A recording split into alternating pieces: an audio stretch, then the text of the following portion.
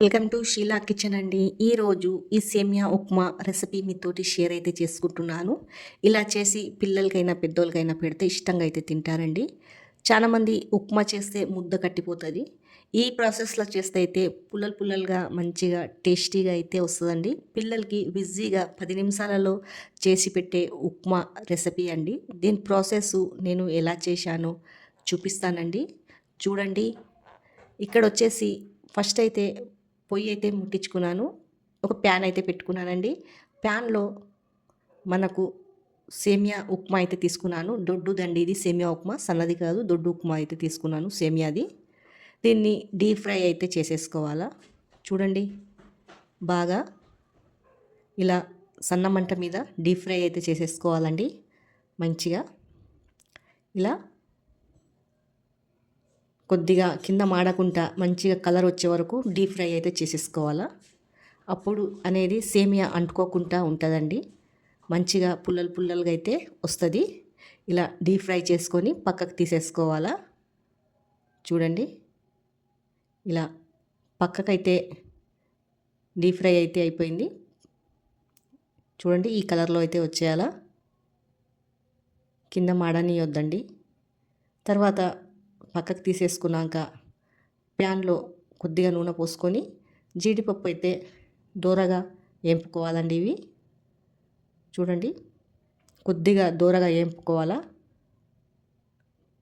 నేనైతే చిన్న చిన్న ముక్కలు అయితే చేసేసుకున్నాను. మీకు పెద్ద ముక్కలు కావాలంటే కూడా వేసుకోవచ్చు. ఇలా దోరగా ఫ్రై చేసి పక్కకు పెట్టుకున్నాక 1 స్పూను జీలకర్ర ఆవాలు అయితే వేసుకున్నాను. ఒక ఆనియన్ అయితే సన్నగా తరిగేసుకున్నానండి.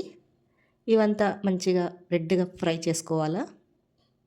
తర్వాత సన్నగా తరిగిన పచ్చిమిర్చి వేసుకోవాలండి. మనకు రుచికి కారంకి సరిపోయేంత పచ్చిమిర్చి కోసి వేసేసుకోవాలా. చూడండి, ఇది కూడా మంచిగా ఫ్రై చేసుకోవాలండి.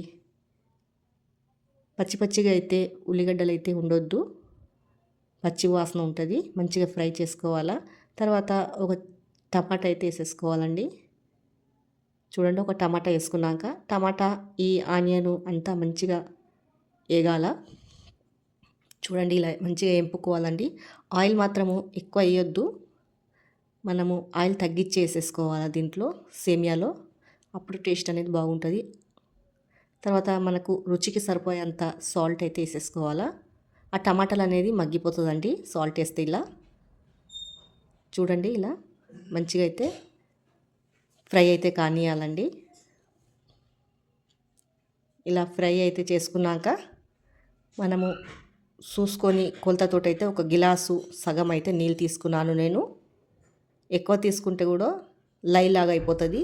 కొలతతోటి అయితే తీసుకోవాలా చూసి. తర్వాత మూత అయితే పెట్టేయాలండి. ఇలా నీళ్ళు ఉడికేటప్పుడు ఈ ఫ్రై చేసిన సేమియా దీంట్లో వేసేయాలా.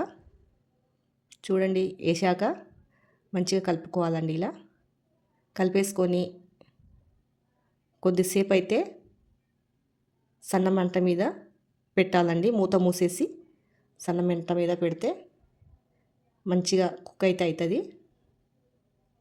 చూడండి, సన్న మంట మీదనే చేయాలా, ఎక్కువ మంట పెడితే మాడిపోతుంది. ఇలా అంతా కలుపుకోవాలా. చాలా బాగా అవుతుందండి ఇలా సేమియా ఉప్మా అనేది. సన్న మంట మీదనే కలుపుతూనే ఉండాలండి. నీళ్ళు ఉన్నదంతా ఇనికిపోతుంది. మంచిగా పుల్లలు పుల్లలు అయితే అవుతుందండి. ఇలా చూడండి, బాగా ఇట్లా పుల్లలు పుల్ల అయితే అవుతుంది. జర సన్న మంట మీద పెట్టాలి, నీళ్ళు ఏం లేకుండా అయిపోతుందండి. తర్వాత పైనుంచి మనం ఇది ఎంపి పెట్టుకున్న జీడిపప్పు అయితే వేసేయాలా. సన్నగా కొత్తిమీర తరిగింది కూడా వేసుకోవాలండి. మనకి ఇష్టం ఉంటే క్యారెట్ అవన్నీ అయితే వేసుకోవచ్చు. ఈ వీడియో మీకు నచ్చితే కామెంట్ బాక్స్లో కామెంట్ చేయండి.